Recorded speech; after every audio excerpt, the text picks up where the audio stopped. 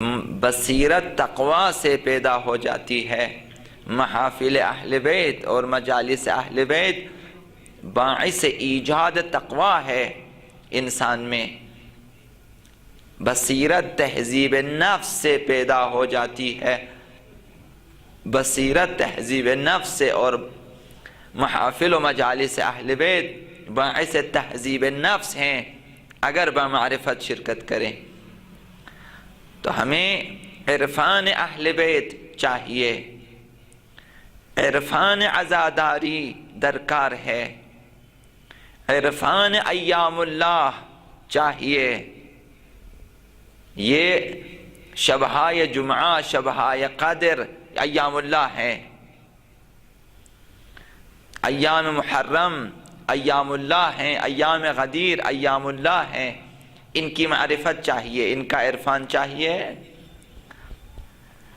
اگر تھوڑی سی کوشش کریں کہ ان کے بارے میں عرفان پیدا کرے، شناخت پیدا کرے، تو انسان اس شناخت کے ساتھ کہ حسین کیا ہے، حسین کی مجلس کیا ہے، غدیر کیا ہے، محفل غدیر کیا ہے، صاحب غدیر کیا ہے، اگر یہ معرفت حاصل ہو جائے اور اس معرفت کے ساتھ ان محفلوں میں ہم شرکت کریں، اگر شبہائے جمعہ کی معرفت پیدا ہو جائے کہ شبہائے جمعہ کیا چیزیں ہیں، کیا اوقات ہیں، ان میں خداوند متعال درہائے رحمت الہیہ کو خداوند کھول دیتا ہے، رحمتائے الہی سرازیر ہیں بندگان الہیہ کے لیے۔ اگر ان چیزوں کی معرفت حاصل کرے اور انسان طالب رحمت الہیہ بن جائے اور آ جائیں۔ ایک شخص اگر پیاسا نہ ہو، اگر وہ اقیانوس اطلس پر بھی اگر اتر جائے، اس کی توجہ نہیں پانی کی طرف، اس کی توجہ نہیں پانی کی طرف، اسے کیا کہ دریا بہتا ہے، سمندر بہتا ہے، چونکہ پیاس نہیں ہے۔ لیکن اگر پیاسا کسی مختصر چشمے پر بھی پہنچ جائے تو غنیمت سمجھتا ہے، استفادہ کرتا ہے۔ حتیٰ اگر پانی نہ ملے، برف مل جائے، جمع کرتا ہے، اسے گرم کرتا ہے تاکہ پانی بن جائے، صاف کرتا ہے، پی لیتا ہے۔ یہ کس وجہ سے؟ پیاسا ہے، اسے قدر ہے کہ یہ پانی کس قدر با ارزش ہے۔ جسے پیاس نہ ہو، آپ اسے کسی آبشار کے پاس، کسی نہر کے پاس، کسی ندی کے پاس، کسی دریا کے پاس آپ رکھیں، اس کی توجہ نہیں ہو، دریا بہتا ہے، چشمہ بہتا ہے، آب زلال رواں ہے، مگر اس کی توجہ نہیں ہے، اس کی طرف استفادہ نہیں کرتا۔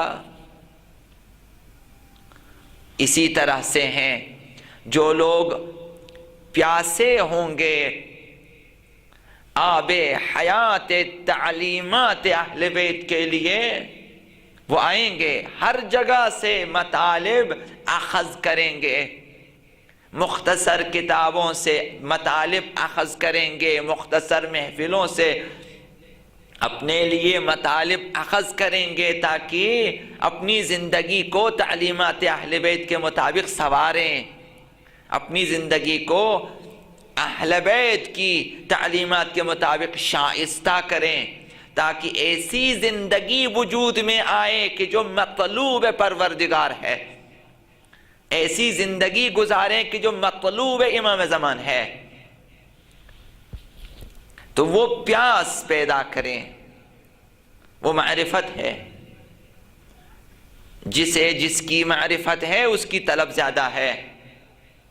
اگر ہمیں زندگانی دنیا اور زندگانی آخرت کی معرفت حاصل ہو جائے، اگر ہمیں ضرورت کا احساس ہو جائے کہ مجھ میں عرفان پیدا ہونا چاہیے زندگانی دنیا کے حوالے سے، زندگانی آخرت کے حوالے سے، ائمہ اطہار کے حوالے سے، تو وہ تلاش کرے گا۔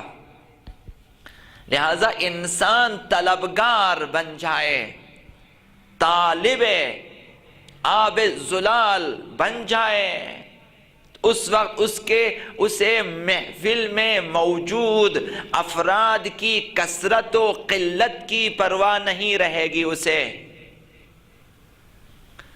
پھر وہ مطالب کی طرف ہے، اپنی اصلاح کی طرف ہے، تہذیب نفس کی طرف ہے، تقوی کی طرف اس کی توجہ ہے، اپنے نقائص کو ڈھونڈنے میں وہ لگا ہے۔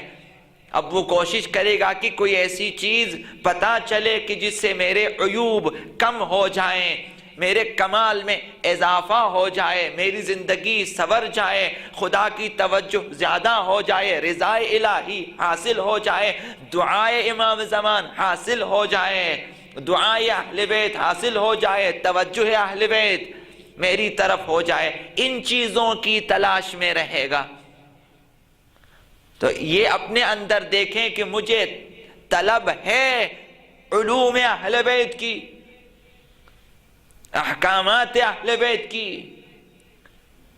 احادیث اہل بیت کی، مواعظ و حکم اہل بیت کی تلاش ہے۔ کیا واقعاً مجھ میں وہ بصیرت پیدا ہو چکی ہے کہ میں اپنی اصلاح کی کوشش میں ہوں، کہ مجھے جہاں بھی پتہ چلے کہ مجھ میں کوئی عیب ہے، کوئی نقص ہے، کوئی کمی ہے، کہ میں اسے دور کر دوں۔ جس دن انسان اپنے عیوب میں لگ جائے دوسروں سے لاپرواہ ہو جائے گا، اسے دوسروں کے بڑے بڑے عیوب بھی نظر نہیں آئے گا، چونکہ اسے اپنی اصلاح کی تلاش ہے۔ تو جسے اپنی اصلاح کی تلاش ہے وہ محافل میں آئے تو کمال ہے، کمال حاصل کرے گا وہ، اور اچھی چیز ہے، استفادہ کرے گا۔ لیکن اگر ہمیں اپنی اصلاح کی اصلاً فکر ہی نہ ہو، چونکہ وہ معرفت حاصل نہیں ہے، نہ اس زندگی کے بارے میں نہ اس زندگی کے بارے میں، نہیں معلوم کہ اس زندگی سے کس طرح استفادہ کرنا ہے، نہیں معلوم کہ اس زندگی کے لیے کس طرح زاد راہ مہیا کرنا ہے، نہیں معلوم۔ غافلانہ آتے ہیں، غافلانہ بیٹھ جاتے ہیں محافل میں، اور اسی غفلت کے ساتھ نکل جاتے ہیں۔ جب آ گئے اور جب یہاں سے واپس نکل گئے، مجھ میں کوئی بھی تبدیلی نہیں آئی، تو سمجھیں کہ میں نے نقصان کیا۔ اہل بیت نے آپ کو معیار دیا، مومن کے لیے معیار دیا کہ مومن کے 2 دن مساوی نہیں ہونے چاہیے، ہمیشہ آج گزشتہ کل سے بہتر ہونا چاہیے، اور آنے والا کل آج سے بہتر ہونا چاہیے۔ گزشتہ کل کو دیکھیں کیا کمی رہ گئی، آج اس کمی کو پوری کریں، اور کل آنے والا جو کل ہے اس کے بارے میں آج برنامہ ریزی کریں کہ کل میں نے کس طرح ترقی کرنی ہے۔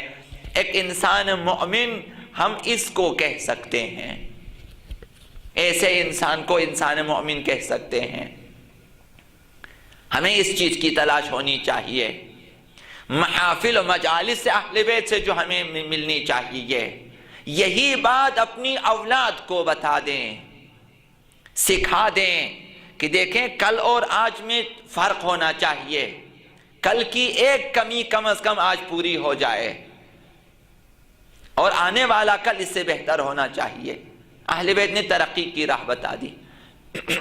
اسی مقصد کے لیے اور اسی ہدف کے لیے 7ویں امام نے امام موسیٰ بن جعفر علیہ السلام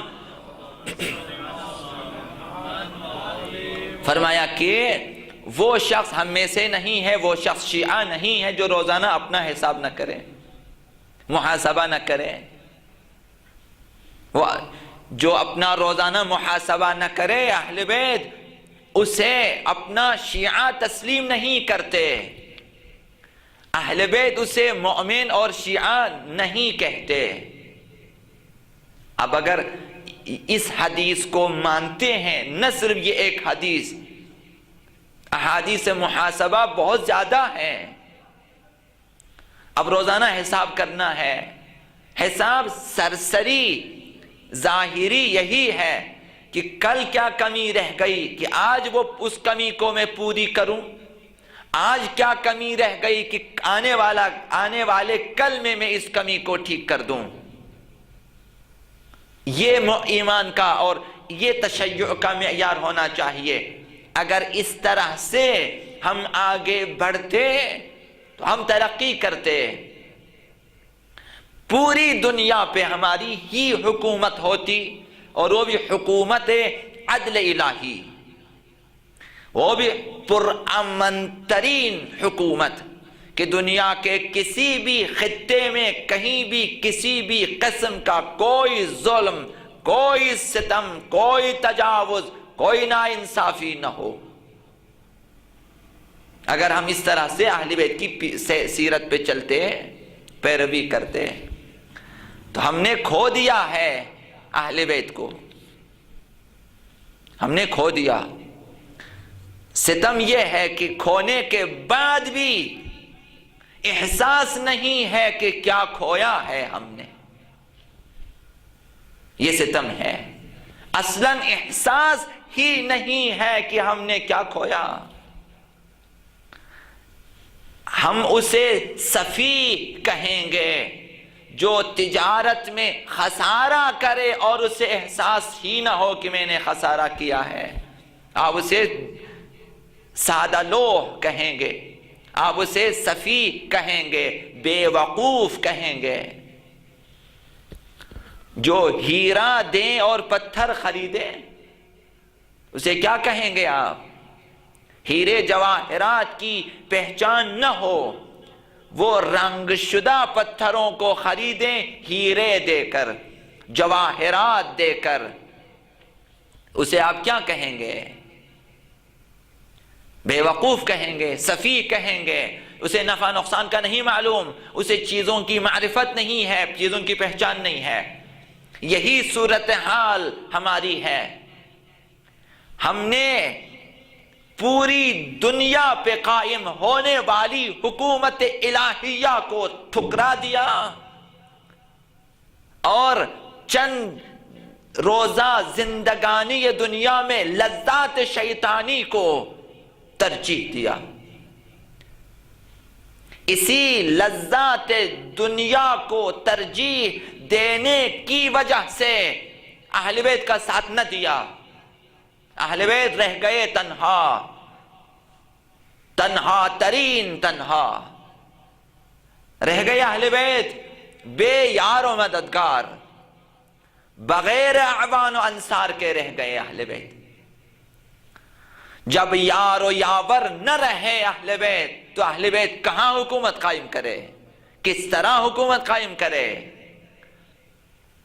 ہر امام آمادہ ہوتے ہیں تاکہ یہی مقصد الہیہ کو پائے تکمیل تک پہنچا دیں، ہدف تخلیق کائنات کو عملی جامہ پہنا دیں اور روئے زمین پہ صالحین کی حکومت قائم ہو جائے۔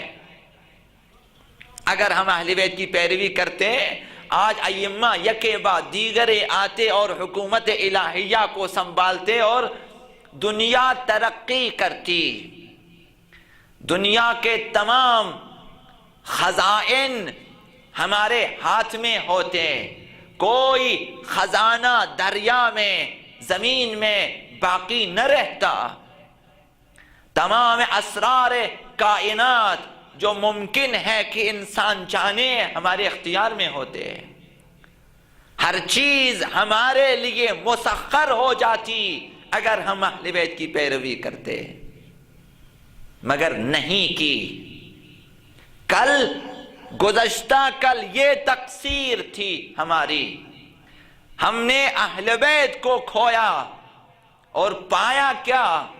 چند روزہ لذات حیوانی، لذات شہوانی، لذات دنیاوی، لذات شیطانی۔ چند روزہ اپنے گھروں سے کیوں نہیں نکلے؟ گھبراتے تھے یا ڈرتے تھے کہ مارا نہ جاؤں۔ کس لیے ڈرتے ہیں؟ دنیاوی زندگی کی وجہ سے، کہ اگر مر جاؤں گا تو پھر یہ ساری چیزیں، یہ صبح و شام کھانے پینے کی یہ مختصر ترین بے ارزش ترین لذت، اس کی خاطر سنا ہے کہ کربلا سے بھی لوگ واپس آئے تھے۔ کچھ لوگ اس امید میں ابا عبداللہ الحسین کے ساتھ رہے اور یہ کہتے رہے ابا عبداللہ الحسین سے، اگر میرا مرنا آپ کے لیے فائدہ مند ہو تو میں جاؤں گا جنگ میں۔ لہذا اس شرط پہ آئے، اس شرط پہ کہ میں دیکھوں گا کربلا میں کہ جنگ کی صورتحال کیا ہوتی ہے۔ اگر جنگ کی صورتحال آپ کے حق میں ہے تو میں جاؤں گا۔ انہیں ایسے شیعہ تھے، جب دیکھا کہ یک بیک اہل بیت اطہار، اصحاب ابا عبداللہ الحسین، عاشقان کربلا یک بیک گئے میدان کربلا میں۔ یہ شخص دیکھتا ہے کہ ایک ایک کر کے لوگ جا رہے ہیں، شہید ہو رہے ہیں۔ آخر ابا عبداللہ الحسین یکا و تنہا، اس نے سوچا کہ اب فائدہ نہیں ہے کہ مولا آپ بھی تو شہید ہو رہے ہیں، اب میں مروں یا رہوں اس سے اب آپ کو کوئی فائدہ نہیں ہوگا، لہذا میں ہاتھ اٹھا لیتا ہوں۔ فائدہ نقصان، نفع و نقصان، سود و زیان کو کس معیار پہ ناپا تولا؟ اس نے دنیاوی زندگی کو معیار بنایا۔ اتنی قربانی دینے کے لیے تیار تھا کہ اگر حسین کی جان بچ جاتی، اس نے کہا تھا کہ میں پھر جان دے دوں گا تاکہ آپ بچ جائیں، لیکن اب سب شہید ہوئے، اب میرا فائدہ نہیں ہے کہ جان دیں، واپس آ جاتے ہیں۔ ایسے بھی ہوتے ہیں شیعہ، یہ سود و زیان کو اس طرح سے معیار بناتے ہیں، ناپتے ہیں، تولتے ہیں، اندازہ کرتے ہیں، تخمینہ لگاتے ہیں۔ برطرز اندیشہ یہ سود و زیان ہے، زندگی ہے کبھی جان اور کبھی تسلیم جان ہے زندگی، یہ فلسفہ زندگی اسے نہیں معلوم۔ کبھی تسلیم جان ہے زندگی، کبھی مرنا زندگی ہے، کبھی قربان ہونا زندگی ہے۔ یعنی آج شہداء زندہ ہیں اور ہم مردہ ہیں۔ اگر ہم راہ شہداء پہ نہیں ہیں، شہداء اسلام کی راہ پہ نہیں ہے، اگر ہم راہ شہادت پہ نہیں ہے، اگر ہمیں اہداف شہادت اسلام اور شہادت جس کا مفہوم و معانی و مطالب اسلام بیان کرے، شہادت قرآن اگر اس راہ پہ ہم نہیں ہے تو پھر ہم مردہ ہیں۔ ہم خیال کرتے ہیں کہ زندہ ہیں، تو جہاں کل سود و زیان میں فرق نہ کر سکے کچھ لوگ، ان کے معیار غلط تھے، ان کے ترازو غلط تھے، اس وجہ سے جب ترازو غلط ہو تو اب ناپ تول بھی غلط ہے۔ تو انہوں نے دنیاوی زندگی کے بارے میں سوچا کہ نفع و نقصان یہ ہے کہ اگر دنیا میں ایک دن زندہ رہے تو منفعت ہے، اگر ایک دن پہلے مر جائیں تو نقصان، مر جائیں تو نقصان ہوا۔ کربلا میں فلسفہ یہ نہیں ہے، کربلا میں عشق ہے، راہ ہے عشق میں، زندگی موت ہے اور موت زندگی ہے۔ وہاں اپنے معشوق کی بارگاہ میں جان دینا زندگی ہے، تسلیم جان ہے زندگی۔ تو سب زندگی کی طرف جا رہے تھے کربلا والے۔ جو لوگ واپس آئے ابا عبداللہ الحسین کو کربلا میں چھوڑ کے، یا اب مدینے سے مکے سے حسین کو روانہ کر کے واپس پلٹے، یہ موت کی طرف جا رہے ہیں اور حسین زندگی کی طرف۔ فرق ہے سمجھنے میں۔ آج بھی اب ہم اگر راہ شہداء پہ قائم ہے، راہ شہادت پہ قائم ہے تو ہم زندہ ہیں، ورنہ مردہ ہیں۔ جو اہداف شہادت سے ہٹ کر، اہداف ائمہ سے ہٹ کر، اہداف اسلام سے ہٹ کر اس ننھی سی جان کو، اس بے ارزش جسم کو، اس بے ارزش لذت دنیا کو بچانے کے لیے ہجرت بھی کرتے ہیں تو موت کی طرف جا رہے ہیں، نہ زندگی کی طرف۔ زندگی عند اللہ ہے، نہ دنیا میں۔ یہاں زندگی نہیں، زندگی وہاں ہے خدا کے پاس۔ تو آپ جائیں زندگی کی طرف۔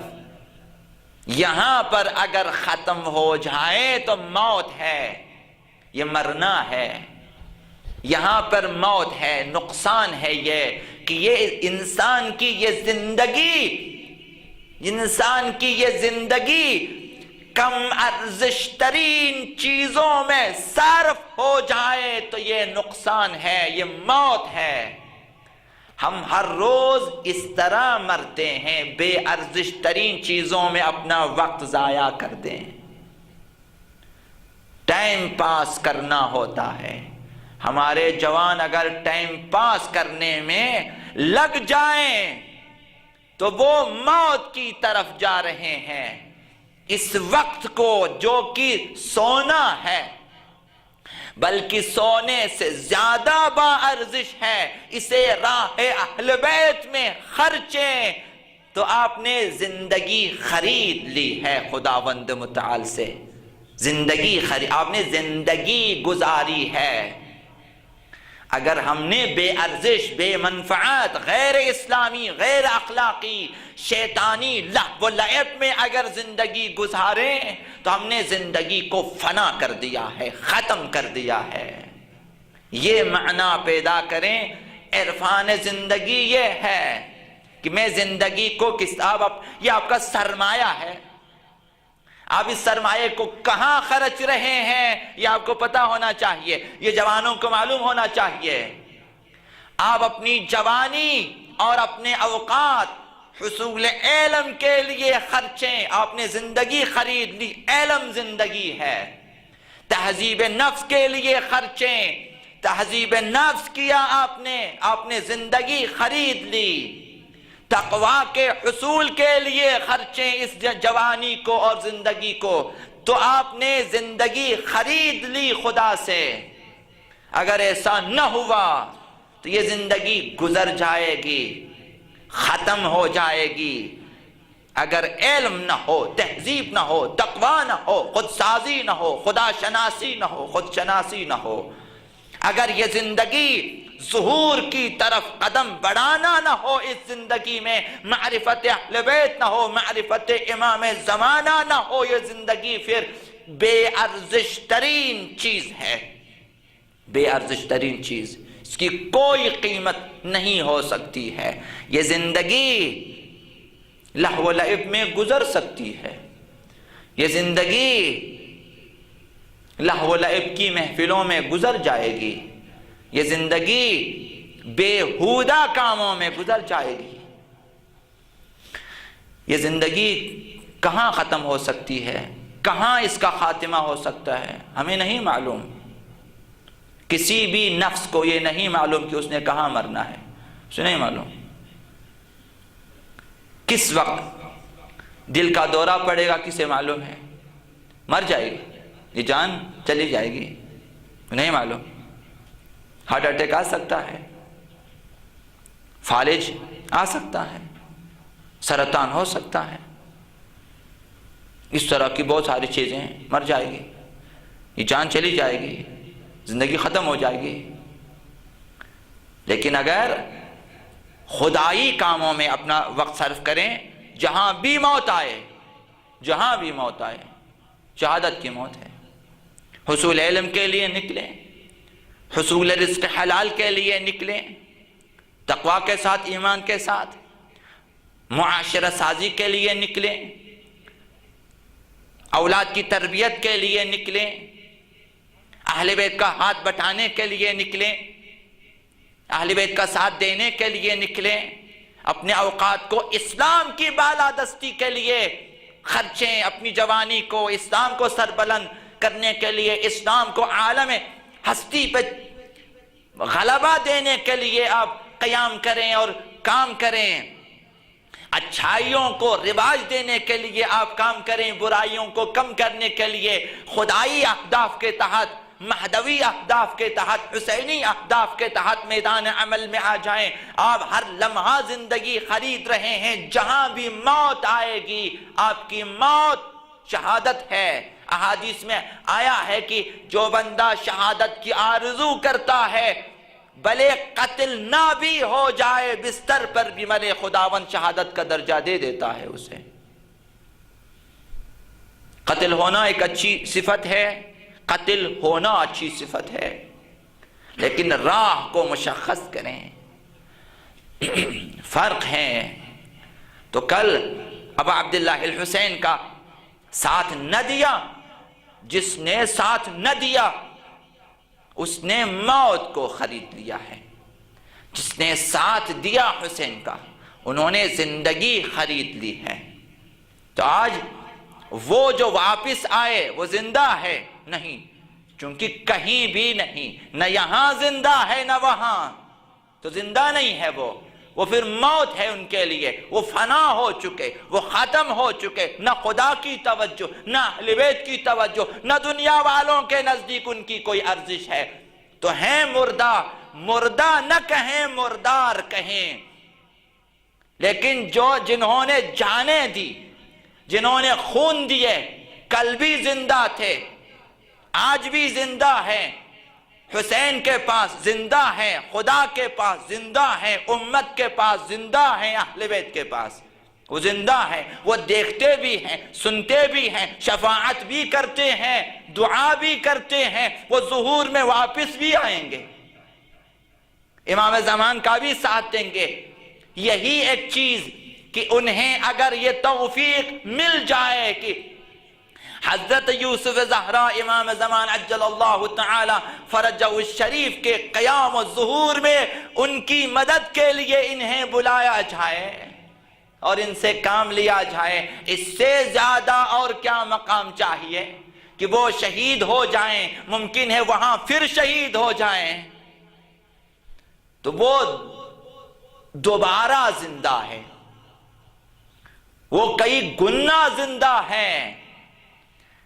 جو لوگ راہ ابا عبداللہ الحسین، راہ اہل بیت پہ، راہ امام زمان پہ قدم نہیں بڑھاتے، یعنی اسلام کو پھیلانے کے لیے، امر بالمعروف کے لیے، نیکیوں کو پھیلانے کے لیے، معارف حقہ کو پھیلانے کے لیے، لوگوں کی اصلاح کے لیے، اپنی اصلاح کے لیے، معاشرے کی اصلاح کے لیے جو لوگ اقدام نہیں کرتے وہ مردہ ہیں، چاہے وہ جوان ہوں، بچے ہوں یا بوڑھے یا خواتین۔ آپ نے اپنی زندگی کے اوقات کو سمجھا ہے کہ آپ کس عظیم سرمایہ کو ضائع کر رہے ہیں۔ آج بھی اگر کوئی شخص زندہ ہے، اوقات ہیں اس کے پاس، وقت ہے، فرصت ہے، عذر شرعی نہیں ہے، کسی خطرناک مصیبت میں گرفتار نہیں ہے، کوئی عذر شرعی نہیں ہے، وقت ہے، فرصت ہے، یا علم ہے، یا طاقت ہے، یا دولت ہے، یا عزت ہے، یا آبرو ہے، یا اثر و رسوخ ہے، ان تمام چیزوں کو اگر آج راہ امام زمان میں، ظہور امام زمان کی راہ میں، زمین سازی ظہور کے لیے اگر ان ساری چیزوں کو نہ خرچیں تو اس کی مثال اسی کی ہے جو کربلا سے واپس چلے گئے اب عبداللہ الحسین کو چھوڑ کے۔ آج بھی کام نہ کرنا ہو بہو وہی ہے حسین کو چھوڑ کے بھاگ جانا۔ آج امام زمان کو چھوڑ دیا، کل حسین کو، کیا فرق پڑتا ہے؟ ایک ہی چیز ہے۔ تو آرزو ہے سب کی کہ یا لیتنا کننا معکم فنفوز فوزا عظیما، یا آرزو ہے کسی کی، بعض افراد کی، یا پھر زبانی کلامی صحیح پڑھتے تو ہیں کہ کاش ہم بھی ہوتے میدان کربلا میں اب عبداللہ الحسین کے ساتھ، ہم بھی کامیاب ہوتے۔ یہ صرف آرزو، حسرت کریں نہ آرزو، حسرت کریں کہ کاش ہم نہیں تھے، نہیں معلوم کامیاب ہوتے۔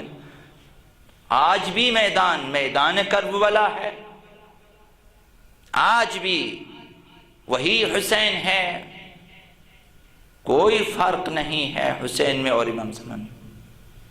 آج بھی بلا رہے ہیں آپ کو کام کے لیے، مدد کے لیے پکار رہے ہیں۔ تو کیا آج اسلام کو کام کرنے کی ضرورت نہیں؟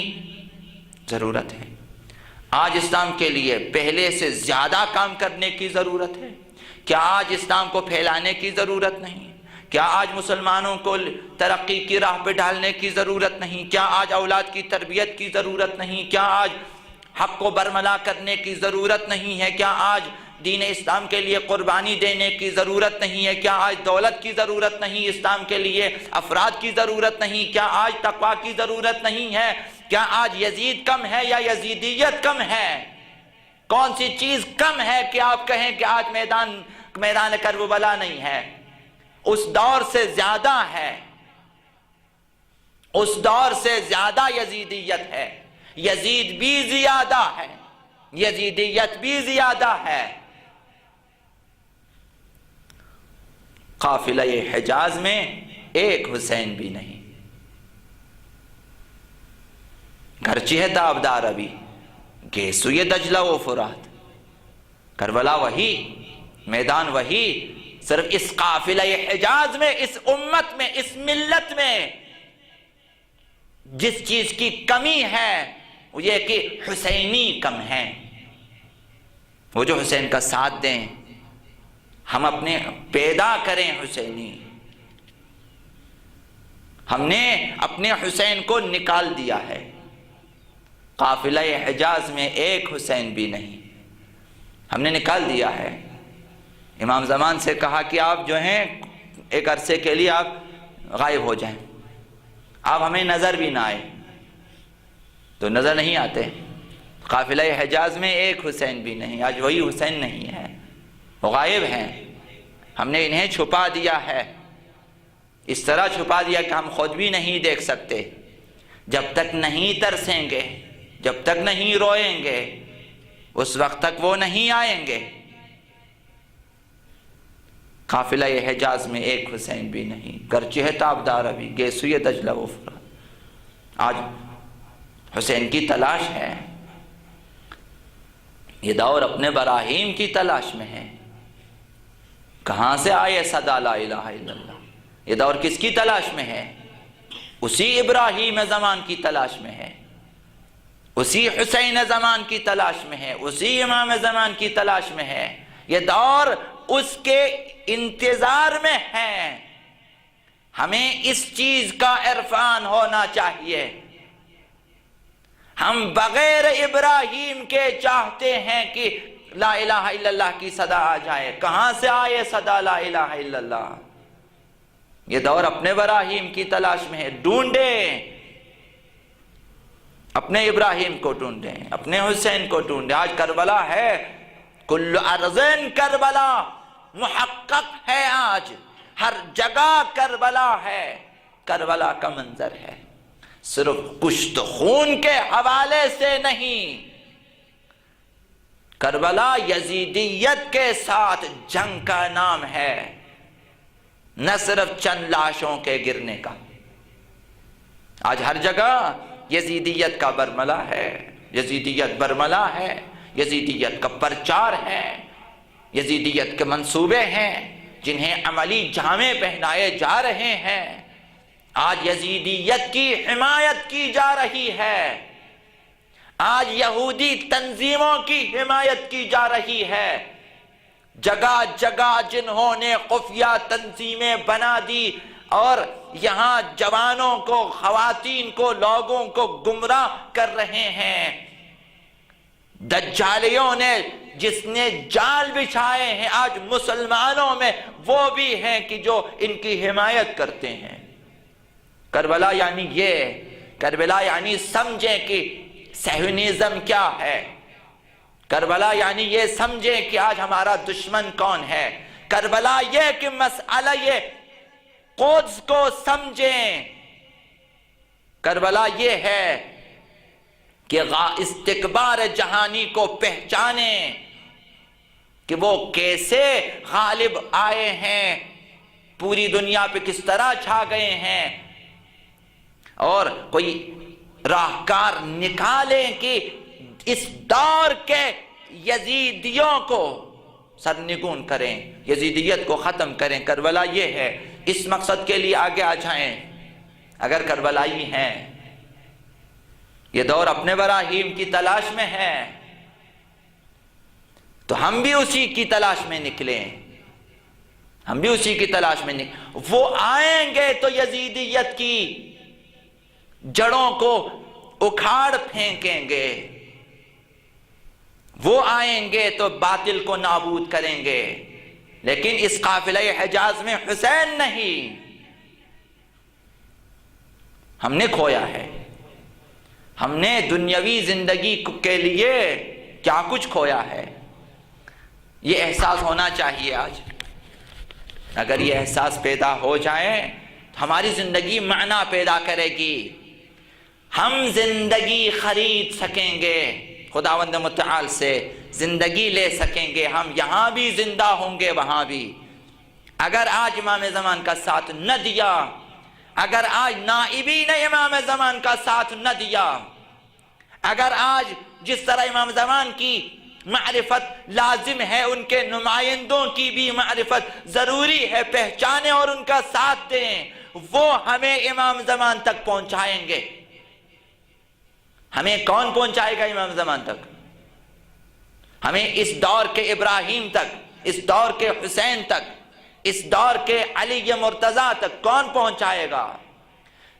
کشتی نجات میں کون ہمیں سوار کرائے گا؟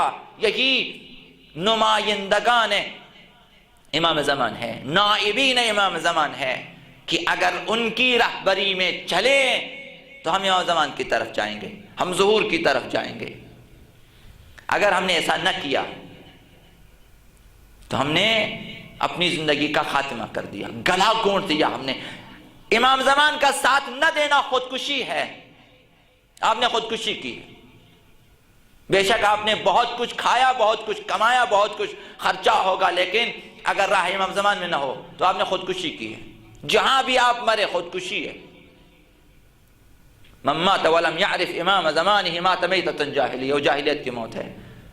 جاہلیت کی موت یعنی خودکشی سے بھی بدتر، خودکشی سے بھی بدتر ہے۔ تو آئیں اساتذہ بصیرت پیدا کریں، آئیں والدین بصیرت پیدا کریں، آئیں علماء بیدار ہو جائیں، آئیں امت کو بیدار کریں، آئیں جوانوں کو راہ اہل بیت دکھا دیں، ترقی کی راہ دکھا دیں، آئیں انہیں امام زمان کی راہ دکھا دیں، علم کی راہ دکھا دیں، تربیت کی راہ دکھا دیں، انہیں حسینیت کا راستہ دکھا دیں، انہیں مہدویت کا راستہ دکھا دیں، انہیں دنیا پہ حکومت عدل جہانی قائم کرنے کا راستہ بتا دیں، انہیں ظہور کی راہ بتا دیں، انہیں اپنا ایک ایک پل، اپنا علم، اپنا سرمایہ، اپنی جوانی اور اپنی بصیرت، اپنا سب کچھ راہ اسلام میں خرچنے کا راستہ بتا دیں انہیں بتا دیں کہ زندگی کیا ہے، انہیں بتا دیں کہ زندگی کیا ہے، انہیں بتا دیں کہ راہ کیا ہے تو چاہ کیا ہے، انہیں غفلت میں نہ رکھیں۔ آج دور ہے تربیت کا، دور ہے تعلیم کا، دور ہے ترقی کرنے کا، آج دور ہے اسلام کو سربلندی عطا کرنے کے لیے، اسلام کو پھیلانے کے لیے، ظہور کے لیے کام کرنے کا دور ہے۔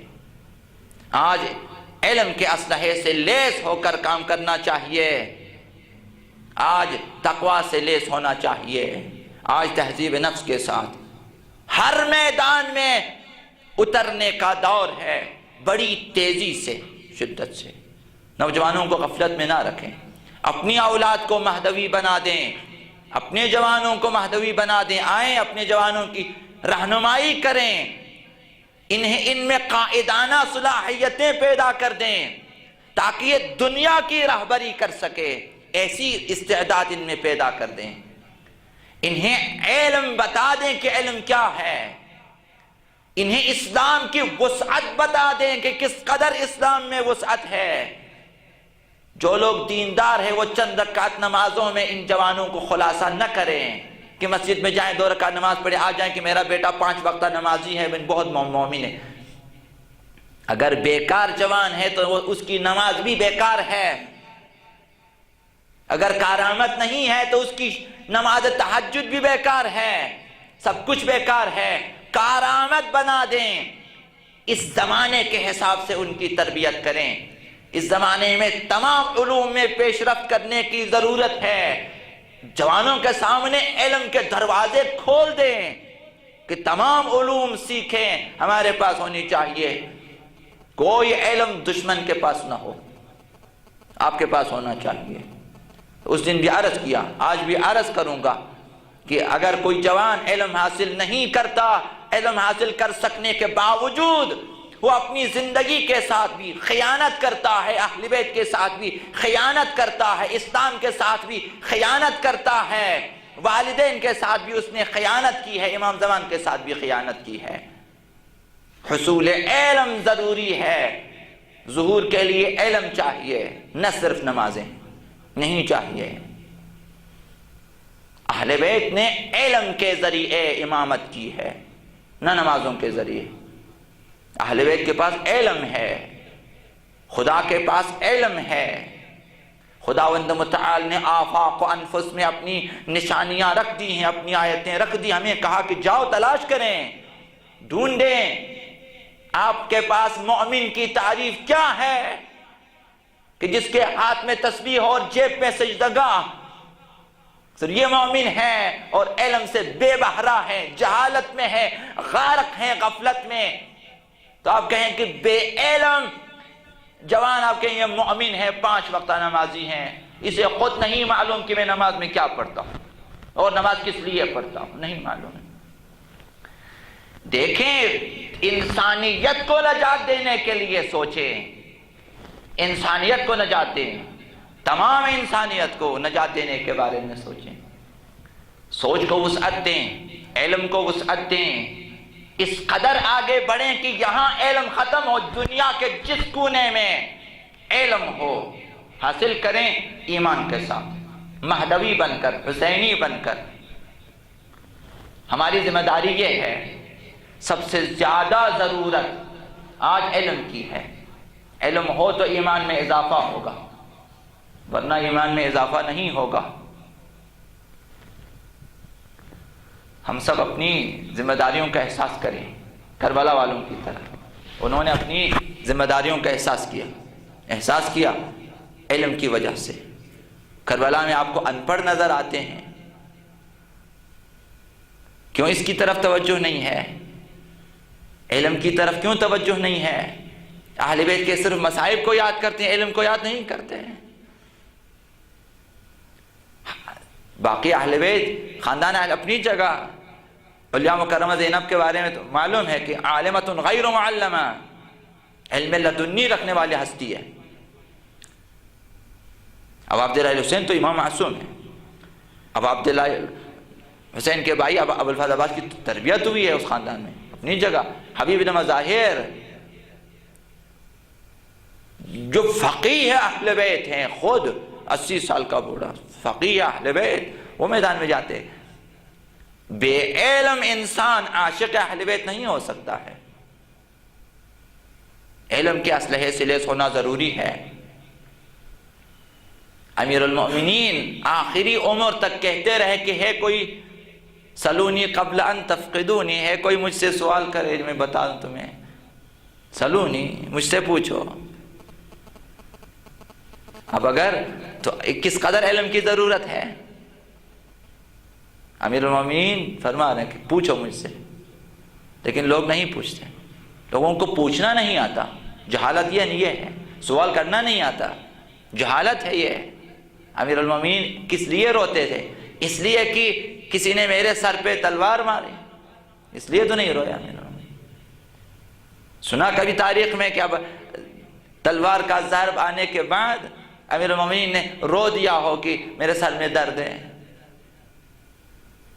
زہر میں بجھی ہوئی تلوار، امیر نہیں روئے، امیر نے روئے ہیں، اس لیے روئے ہیں، فرمایا کہ میرے سینے میں علم کا موجیں مارتا ہوا سمندر ہے، ٹھاٹھیں مارتا ہوا سمندر، کسے دوں میں یہ، کوئی لینے والا نہیں، کوئی سنبھالنے والا نہیں ہے۔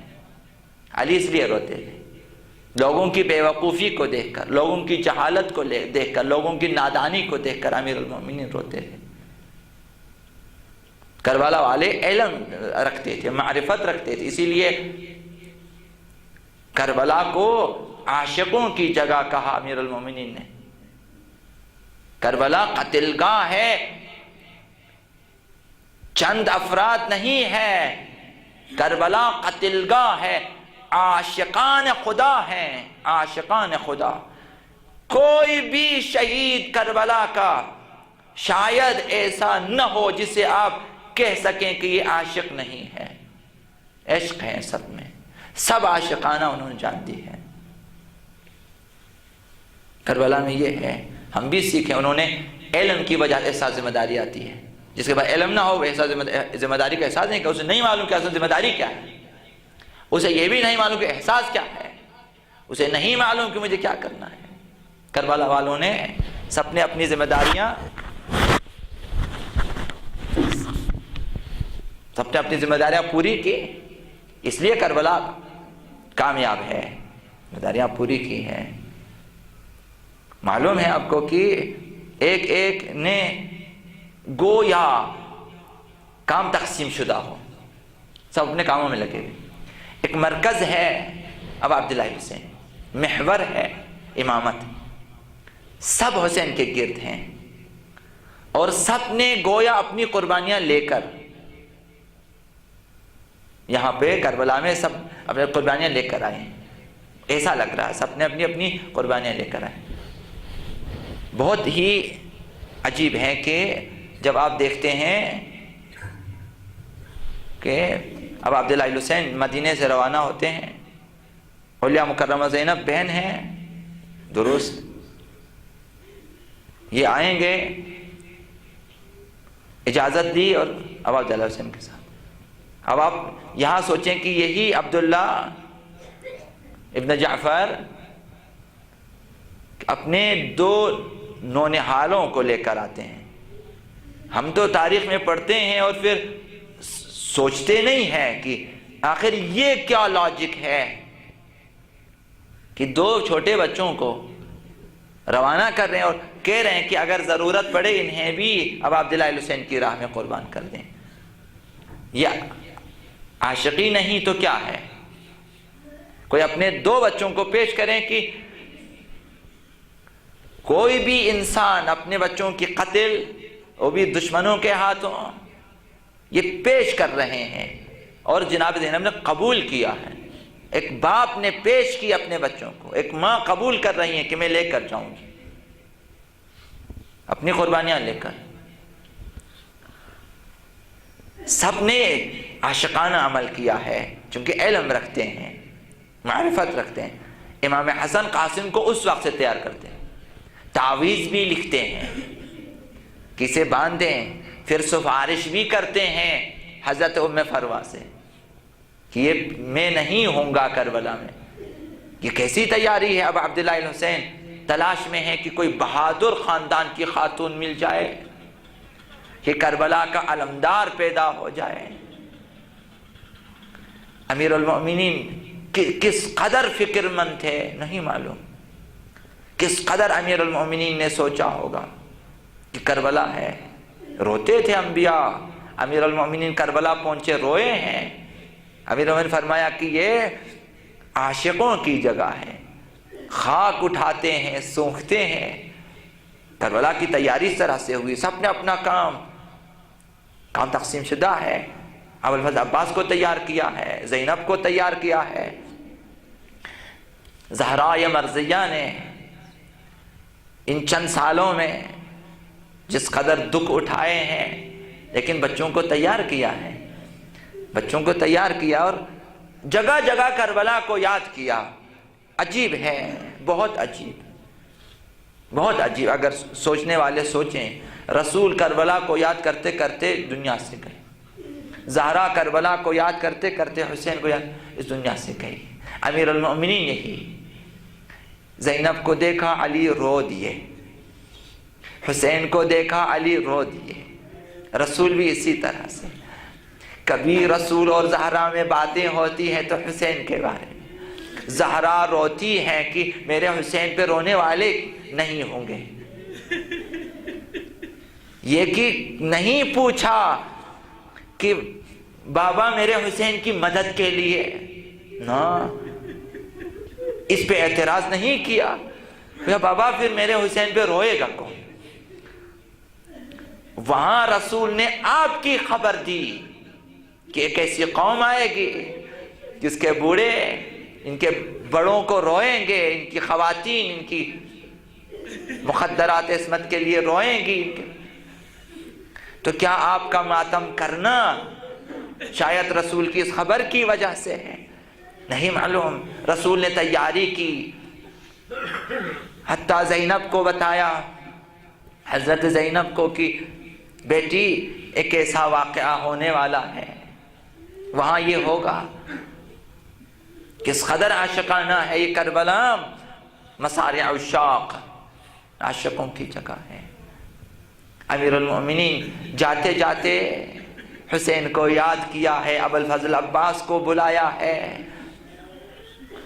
اور ایک عمر عباس کی عمر 30 32 35 سال جتنے بھی ہیں، یہ امیر المؤمنین نے جب تک زندہ تھے، اب میرا تصور تو یہی ہے، آپ کا بھی یہی ہوگا کہ جب بھی عباس کو دیکھا ہوگا کربلا کو یاد کیا ہوگا، جب کربلا کو یاد کیا ہوگا تو زینب کی بے ردائی یاد آئی ہوگی، علی نے ماتم کیا ہوگا۔ اپنا معلوم علی کس قدر ماتم کیا علی نے۔ کربلا ایسی جگہ ہے، سب نے اپنے کام تقسیم کیے ہیں۔ حسین نے اپنی تیاری مکمل کی ہے، زینب نے اپنی تیاری مکمل کی ہوئی ہے۔ میدان کارزار گرم ہے، تمام عاشقان خدا ایک ایک کر کے جاتے ہیں، ذرہ برابر نہ خوف ہے نہ سفارش ہے کہ میں نہ جاؤں۔ کربلا میں دیکھا ہے کہ سفارش لے کر آئے ہیں مرنے کے لیے، مرنے کے لیے سفارش ڈھونڈتے ہیں کہ مجھے جلدی مرنے کی اجازت ملے۔ کربلا میں دیکھا ہے ایسے عاشقان خدا بھی کہ جنہوں نے حتیٰ جسم سے قمیص بھی اتار دی، پوچھا کہ اس طرح میدان میں کہاں مرنے میں آسانی ہو جائے گی، کہ تیر و تلوار آ جائیں۔ کربلا میں دیکھا ہے کہ بڑھ بڑھ کے اپنے سینے پہ تیروں کو اٹھا لیتے تھے، یاد ہے ابا عبداللہ الحسین میں، عشق ابا عبداللہ الحسین میں، کربلا میں یہ چیزیں دیکھی ہیں۔ زینب نے اپنی پوری تیاری کی ہے، ابا عبداللہ الحسین نے اپنا کام کر دیا ہے۔ زینب کی باری آئی ہے، زینب کی باری آئی عصر عاشور کے بعد۔ زینب اپنی تیاریوں میں ہے کہ خیمے جلے، خیمے جلے، بچے بکھر گئے، زینب نے کوشش کی تلاش کرے۔